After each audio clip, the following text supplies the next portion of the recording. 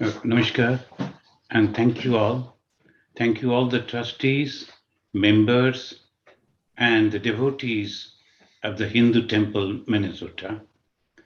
This is when I yesterday evening visited, I was so much impressed seeing the unique way, very disciplined and very thoughtful way the whole temple has come up.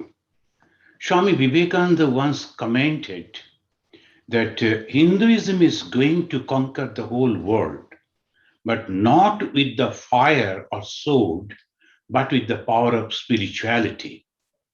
And really, this is unique. When I came here and when I get the information about the huge temples that is coming up all over the America, not only over here in South Africa, also I've seen nearly 8 or 10 the beautiful temples everywhere the Hinduism is spreading. And we are truly conquering the spiritual world and that moral world of the humanity. That Swami Vivekananda's dream is coming to be the true. So, friends, I'm really feeling myself blessed because because this is the state that has been declared as a Hindu year, and then I will be able to give a brief talk on the Hinduism. The Hinduism is so vast, so it will be better if I give some of the salient points of the Hinduism. The first is antiquity, if we think about when the Hinduism was formed. No one knows. This is the uniqueness. Hinduism is as ancient as the concept of religion itself. We don't know when Hinduism was formed, and that is why its name is Sanatana Dharma. The name, the Hindu, it came much afterwards. When the Parsis, who used to come to India, the Bharatbarsha, by crossing the river Sindhu, they used to pronounce the Sa as Ha. The Sindhu became Hindu for them. And the other part of the river became Hindustan. And the philosophy and religion became Hinduism. But in fact, our dharma is Sanatana Dharma, the eternal religion, and sometimes as Swami Vivekananda preferred to call it as a Vaidika Dharma because based on the Veda. Then who are the founders? All you know that Hinduism has no founder at all because it has been developed through the analysis, experiments, questioning. So that is why it's a completely a scientific religion. And what is the ultimate goal of Hinduism? It is the ultimate goal is liberation, mukti. Heaven, it's a swarg that sometimes we say, then I prefer to say it's a stopover sometimes when we are increasing our spirituality and maybe that we could not complete the ultimate thing. So we go and stop in heaven. And from there, once again, we go towards that mukti. So it is always said, and the Upanishad also is mentioning, if you go to Swarg with the good deeds that you have done, even you can become the demigods controlling many of the natural things. But after finishing your that result of the good work, you have to come down, you have to come back. So in the Kathopanishad, it is mentioning Nakashta Prishtite Sukrite Anubhutve Imam Lokam Hinataram Bhavishanti. Because that is also something which we have achieved. Anything that we acquire, anything that we achieve through our work is limited. We have to come down. So that is the reason one should be very, very careful, and we always fix our goal as a mukti. And that too, mukti is what? Mukti is the ultimate knowledge of one. The ultimate knowledge of one amidst the external diversities. So this is the Ekam Sat, Vipra Bahudataran. So beautifully, the unique concept, it is only one, and there cannot be two. Why it should be only one? Because the moment there will be two, there will be conflict. And when there is conflict, there will be destruction. The God cannot die. The Swami Vivekananda, in his one of his talk, he is giving this question, asking this question: Shall God die? No, it is not possible. So God is always eternal, and if it is eternal, if it is infinite, so obviously there cannot be two. So then comes the paths and practices. The Hinduism began, so to say, with three questions. It began with these three questions: Ko ayam, kuto ayat, kaba gati me. Who am I? Where from have I come? And where I am going to go after my death? These are the three questions that haunted the mind of the Hindus, and they started searching for that. To answer every religion, actually, every philosophy, they have to give these three answer to these three questions. Otherwise, it cannot be accepted as a religion or a philosophy. It may be some practices, but if you have to prove yourself as a religion and a philosophy, then these three questions you have to: who is the creator? What is the creation? And what is the relation between the creator and the creation? These are the three questions one should have to have answered that. Before we go to get the answer, let us remind about the blessed land that is Bharat Barsha, where this unique Sanatana Dharma manifested. I am not using the word created, but manifested. The creation means which was not there, and then we have done it, we have created it. But it is just manifested because it was eternally there, and it manifested in the pure hearts of the rishis. That's why this is the manifestation. Swami Vivekananda addressed the Bharatvarsha as the Punya Bhumi, the holy land. Why? Because on this land, the best qualities that makes a person a god, that developed. That's why it's the Punya Bhumi. King among the mountains, the Himalaya, is protecting the land from the terrible cold wind blowing from the north. And at the same time, stopping the southern breeze carrying rain clouds and causing rain. So that is the reason the whole country is so far fertile.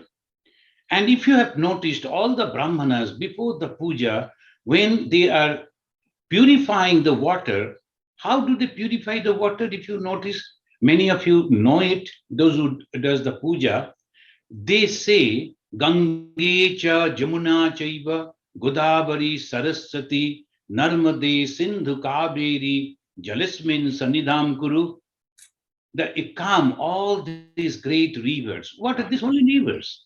That these rivers are still flowing in our country. That is Ganga, Jamuna, Godavari, Narmada, Sindhu, and Kaveri.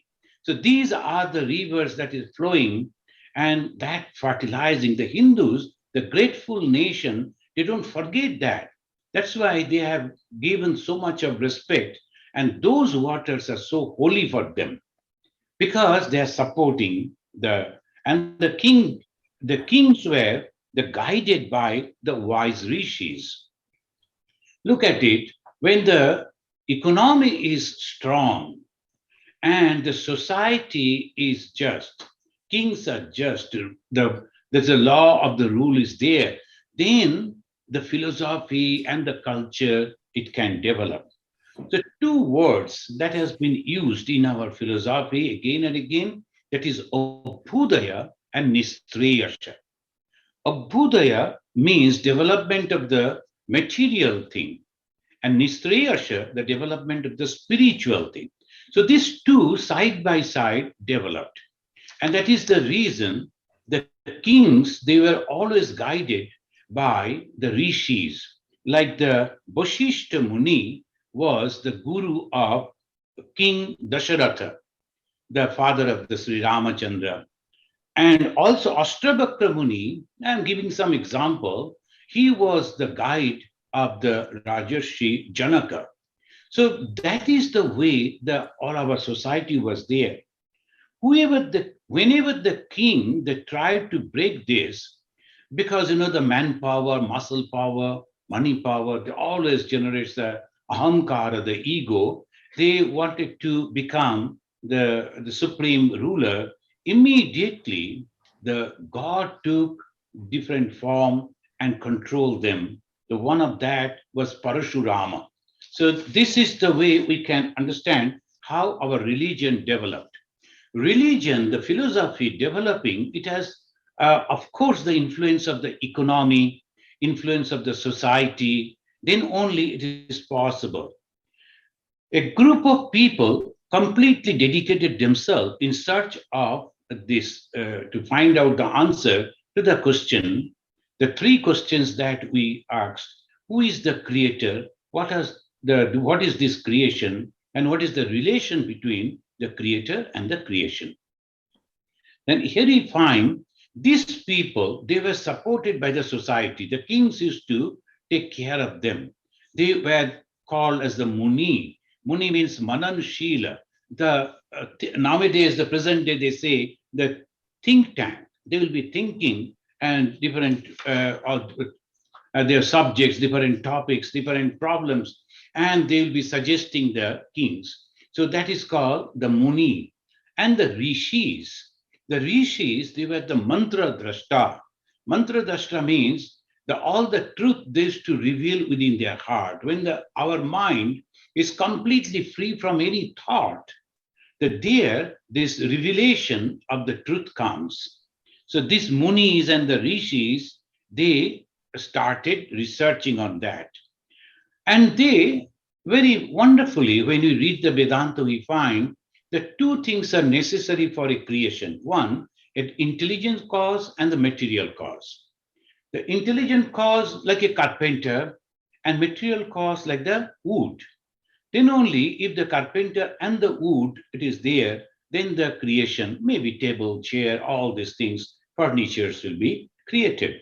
The two things are necessary. Anything that has a beginning must end. That this is another revelation, another truth. Third, there must be something permanent, witnessing the changes. So they are searching for the creator. So who is the creator? How he created? What material he used to create? So when they were searching, I'm just going on briefly because the time is short. So this creator, when they were searching, the first thing they fixed that the permanent it must be. So when I was born, I was so tiny, so small, a little baby lying on the lap of the mother. So even someone took the photograph and showed, and I couldn't recognize myself. Then they say, hey, this is you. So if that is the cause, then how can I say, showing this body, that this is me? I was not recognizing myself when I was a baby, when I was a kid. So obviously, the body is constantly changing. And we all know we were so strong a few years before. Now, slowly, slowly, we are becoming weak. And one day it will be the time will come, we have to go away from this world. So, these changes we have seen, we have noticed, we experience. So, body cannot be the creator, the permanent. Mind also changes. What we used to think in our childhood days, now the thoughts are completely different. The thoughts are also changing, mind is also changing. Then what is permanent? Then the Vedanta says that, did you notice? You say, I was a child, I am a grown-up man, I am going to be old. So every stages I is there. So what is this I? Then the Vedanta will prove. They're not going to accept anything without the proof. So they say, when you are sleeping, with all these examinations, they were done by the Munis and the Rishis. And when you are awake, your body, mind, all are active. When you are sleeping, your body is not active because you are sleeping. Mind is active because you see the dream. And in the dream again, you are creating the whole world that you create as in a waking stage. These are the two stages. The third stage is there, where each and every one of us, every day we are experiencing, but then we forget. That is called susupti, dreamless sleep. A part of our sleep, if we don't have the dreamless sleep, we'll never get satisfaction after the sleep. So that dreamless sleep condition, they call it susupti. And in susupti, there was no body because it was sleeping. There was no mind because it was not dreaming. Then what was there which came back and said, I slept just like a log of wood, and I never saw the dream even. Who is that I? Then they said it is consciousness. The consciousness is proved by these three stages. Jagrat, Shapna, Shushupti. They call it Avasthatraya Vichara. The Vichara means analysis of the three different stages. So this creator is the consciousness. So when we individual can see that, so this is the consciousness. Before that, they have examined the whole world, each and everything. This earth, the air, the water, each and everything they examined, and they found everything is nothing but temporary. So in a beautifully, in Upanishad it says, Pariksha lokan karmachitan brahmana nirveda maya krita kritena nirveda maya. Then they went became beyond the maya, this confusion. So everything, right from the sun down to the earth, this the grasses, they say clump of grass, everything is temporary. Then what is permanent? This I. So how they will know? Immediately they started searching their own heart. So kaschid dhira pratyagatmana maikshat abritta chakshu amritattamichan. The unique way, the picture they have drawn. Then, when after they didn't get the answer after searching the external world, examining the external world, then they turned toward themselves. Kaschit dhira, a handful of people who were very calm and composed, they started meditating and they started researching. And then one after another revelation, it came. So this is the creator. The creator is the Brahman. Then who are we? The creator and the creation. What is the creation? Now, when the consciousness was there, is the only one without two, all pervading, then where from other material will come? There cannot. So the Semitic religion is little confused about this because they say the creation, the God created, that was all right, but with what? They can't answer. And when they find that there are bad things, the ego is there, then they imagine another perspective that is called the devil. But we never say that. We say everything is coming from the God. So that we will come afterwards, how the Hindu, they are expressing this unique thought through images, through symbols. Now the creator is the Brahman, and the creation is this universe. Now the question, and the great acharyas like Ramanujacharya, Shankaracharya, Madhvacharya, they all came and they analyzed it and explained it very wonderfully for the modern people. And they said, suppose it has been created, and the creation may be two types, one permanent, another temporary. Is this creation permanent? Like from the milk, yogurt is created. It's a permanent transformation. Yogurt can never go back to the milk form. Is this creation like that? Then they say no. Here, the Ramanujacharya, Shankaracharya, Madhvacharya, they differ. Then the Shankaracharya is mentioning it cannot be. The permanent transformation cannot be, because if it is a permanent transformation, then the God is going to be reduced. Why? Because from the God, things have come. If the God has given all his, say, like a lump of the earth, from there we are creating small, small balls of the earth. And then one time will come from that big lump, it will be 100 or 200 balls. But that lump will go. Is the God is exhausted after the creation? You say it cannot be. God is as it is. Then you will find in the Upanishad, most of the Brahmin, they chant Purnamada, Purnamidam, Purnat, Purnamudachyate, Purnasya, Purnamadaya, Purnameva Vashishyate. This is right from Purna. Purna means the full. If you take out the full, only full remains. Like that, it says. That means how God created. Then in the Upanishad, in the Veda, we find the word Maya. The Maya, that means a power to delude. So that explains. Someday, if you must have read, and if we get an opportunity, we can discuss about this unique way of creation. That this through the Maya, whatever has been created, it is all temporary. It's not actually real. So then what is this jiva? It is also like the Brahman. So this Brahman has become the jiva. How? Then it says in Sanskrit, the Maya Upahita Chaitanya Ishvara. What is God? It is the Maya, the consciousness covered by Maya is Ishvara. Maya is the supreme power of God. And what are the jivas? Again, the consciousness covered under ego. The ahamkara upahita chaitanya jiva. Now, if we remove the cover, Maya, which is covering Ishvara, and the ahamkara, which is covering the jiva, the individual self, then what remains? So that is the way they go to that ultimate answer. It's called lakshana.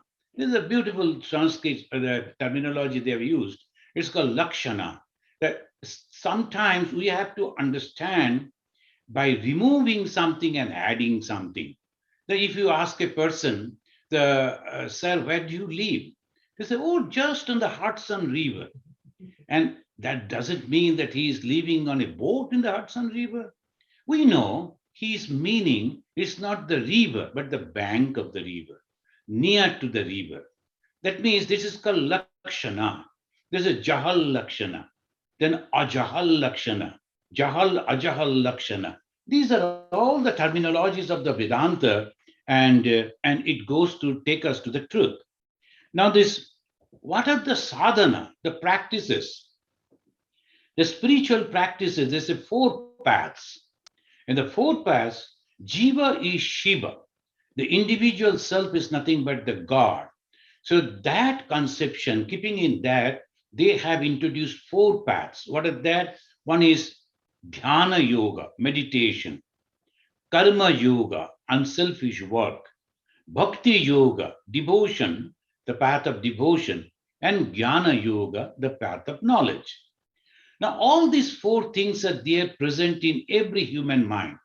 In the early morning, when we get up, we feel like quietly sitting and taking the name of God and meditating. That is the time with Dhyana Yoga.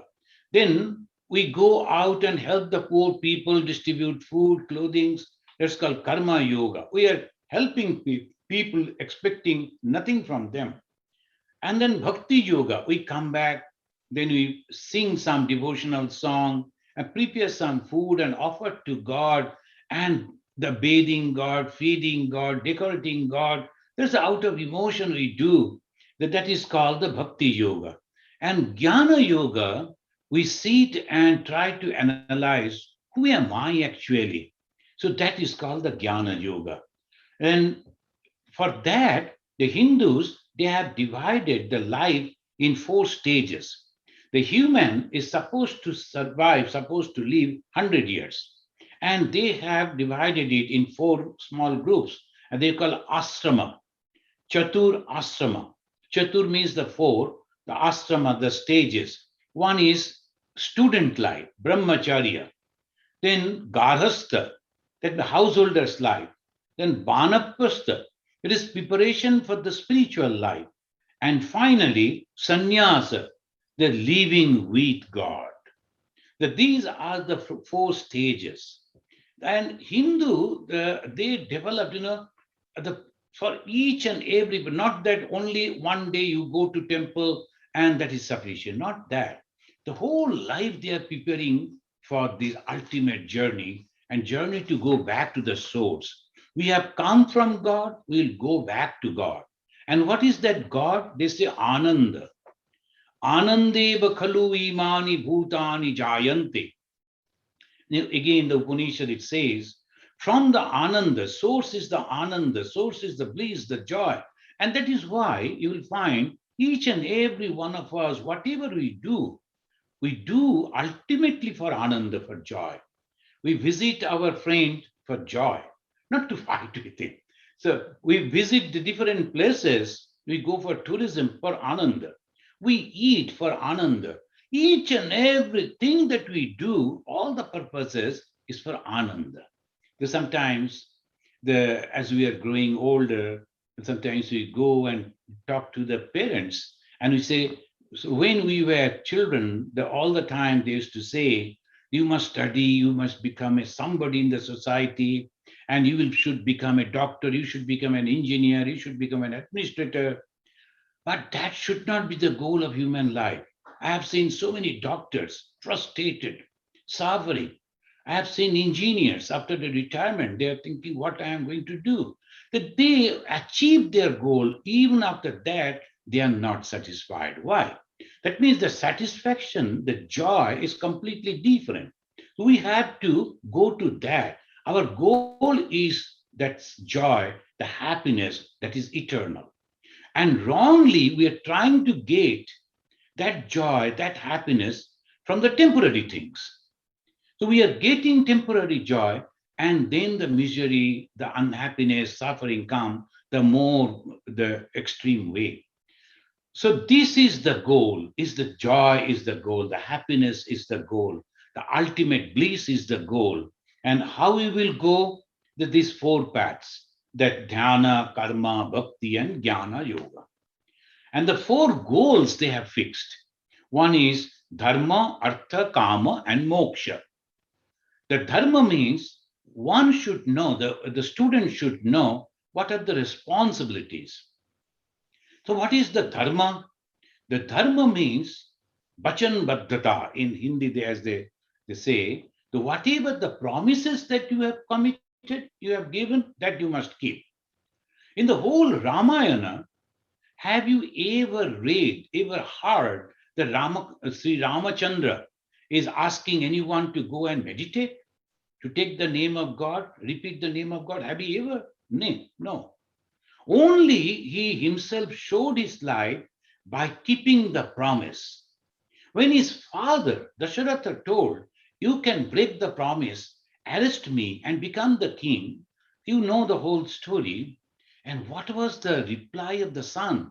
That 14 years, 15 years old, the young man, the Sri Ramachandra, the Vishnu himself, who came in the Sri Ramachandra, he answered, Raghukula riti sadachali ai, prana yau baru bachan na jai. That this is the tradition of the Raghukula, that we may die, but we should not break the promise. So what is dharma? Keeping the promise. When you are accepting a position, you take some oath. When we have become monk, we have taken the oath. We should not break it. And when you were marrying, if you remember, you have taken the oath, keeping the fire as a shakshi, as a witness. When we became monk, we kept the fire as the shakshi, as the witness. What are the oaths of a monk? From me, no danger be to aught that leave. And what are the promises of the householder? The Pancha Mahayagya. What are the Pancha Mahayagya? Each and every householder should perform. See how Hinduism slowly transforming an ordinary human who is thinking about himself, who is only live for himself, as selfish, constantly going on changing the attitude, the mind, the thought, and transforming into God. So what are the pancha things that should do? First is you should be humble, and you should remember that the gods have given you the life and God is giving the grace, so you're surviving. So, morning, when you get up, the first thing one should do is to remember God. You must keep a photo or some statue. You must go and burn an incense stick, bow down, and say, God, I'm thankful to you. That is called Deva Yajna.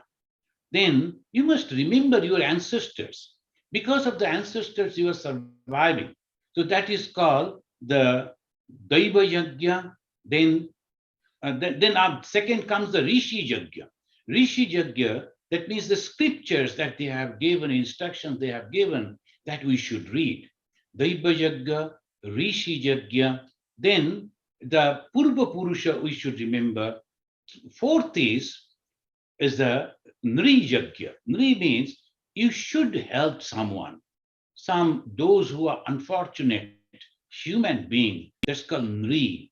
I have seen when we were young, our fathers and uncles, every day before taking the lunch, they will go out and see in the nearby neighborhood if there are any the poor people are there or not. First, they will give the food to them, then they will come and eat.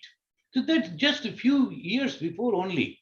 So that was the tradition of the Hindus, the Nrijag, and finally helping the birds, and the animals, the Pashu Yajna. So these are the way, the five every time we should remember and should do. And slowly, slowly, that will give us the help to become God.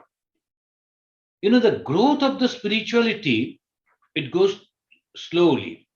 Yesterday, when I was talking over there, and the gentleman who was showing me, and the Arunji, he very correctly he mentioned I was talking about this the philosophy, and he very correctly mentioned, yes, philosophy is necessary, but ritual is also necessary. He is very, very correct. That our stages begin with this ritual. The ritual is like the school. When a child is going to the school is necessary. Not that the home education is not possible, it is possible. But the school has a different environment. So we go to the temple, there are so many gods and goddesses, people are chanting the mantras, and the priests are worshipping, some people are decorating, all things. There is a beautiful way, the whole environment that we learn, that is called ritual. And in between, as the Arunji was mentioning, they bring the speakers, some scholars. They come and talk about religion, mostly morality. That when we were a child, we go to the temple mainly for the prasad. That when we go, that they will give us laddu, they will give us the fruits, and we'll eat that. We never knew what is God, but we knew that they will give us the prasad. For that used to go. And as many times they asked us to bow down, we did, only for that sweet. Then afterwards, slowly when we were growing up, we came to know someone was telling, you should not tell the lies. You should not hurt others. You should not criticize others. Morality. Now we begin with the ritual, then we learn the morality, and we start restraining our senses, sense organs. It is all the time provoking us to react. But we learn, no, we should not do. We should not tell anything against anybody. And by that way, the morality. And then comes mythology. In every religion, you'll find the stories, the historical stories, and with some of the way, poetical way, and they will be giving before you that you will inspire you. Like the King Shibi in the Purana, the King Shibi promised, I am a king. Whoever will come to me for shelter, I will give the shelter. Then the Dharma, the god Dharma, and the Indra, Devaraj Indra, they wanted to test him. So the Dharma became a bird, and Indra became the hawk, and the hawk chased that bird. Bird came to the King Shivi and said, "O king, please save me. That hawk is coming to kill me." The hawk came and told king, "He is my food.